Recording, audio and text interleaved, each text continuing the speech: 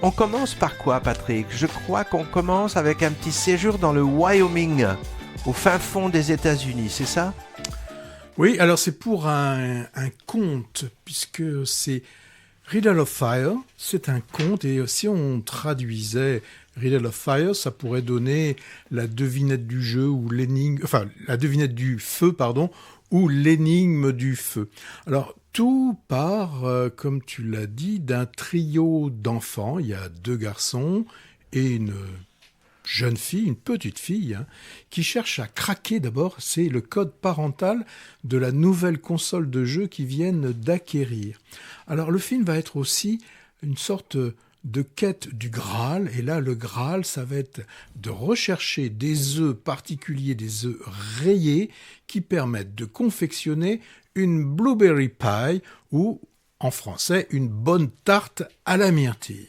Voilà donc un peu résumé ce film. Ce film qui va être donc une recherche, ils vont la faire, cette recherche, sur leur petite moto. Alors, au niveau des âges, ils sont autour de la dizaine d'années, et ils vont rencontrer alors des gens aussi bizarre que cette bande de braconniers, avec les coups légèrement rouges, ceux-ci, des rednecks comme on dit, et complètement azimutés, avec une petite tendance secte. Et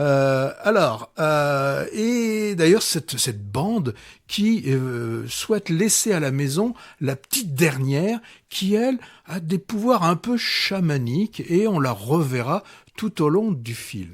Alors, quand on voit ce film, difficile de ne pas penser, souvenez-vous, lorsque vous étiez plus jeune et que vous découvriez le club des 5.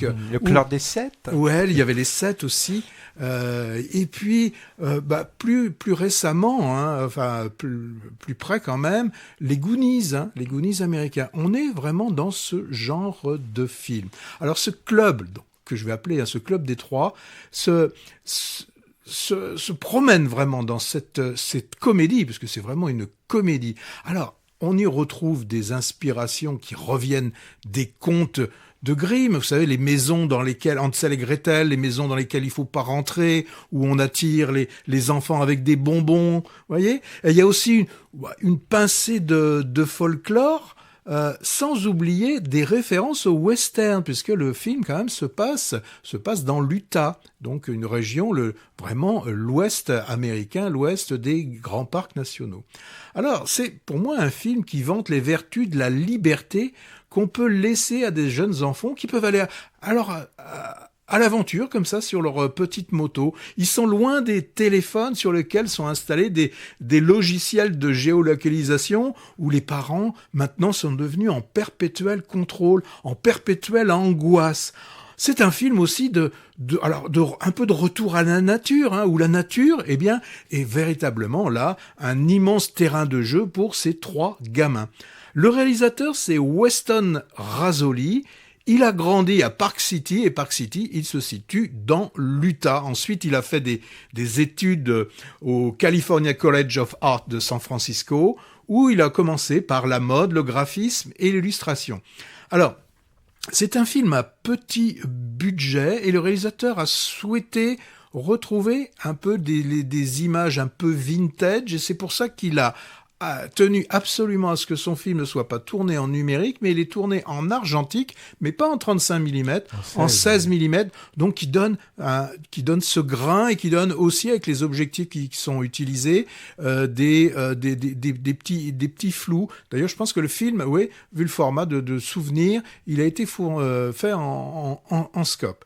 Alors, ce qu'il y a de bien aussi, c'est que ce film, il y a des moments qui sont vraiment pas politiquement corrects, mais moi je trouve que ça fait du bien. Ouais. Comédie d'aventure contemporaine, c'est 3 jeunes ados délurés de leur mini motocross, vraiment c'est assez super. Alors si on s'en tient à leur quête rocambolesque, ça pourrait paraître ridicule, mais ce scénario un peu tiré par les cheveux cache une énergie, une poésie et beaucoup de fantaisie, avec aussi une dose de suspense un peu inquiétant, et le tout est vraiment inventif. Alors pour quel public? Moi je dirais transgénérationnel, à partir de 12 ans, avant ça peut faire un peu peur quand même. hein, et plébiscité aux dernières toiles filantes, festival jeune public du Jean Eustache de Pessac, où il a récolté une multitude de prix. Premier film d'un jeune réalisateur la trentaine qui ne manque pas d'idées, autant scénaristiques que formelles.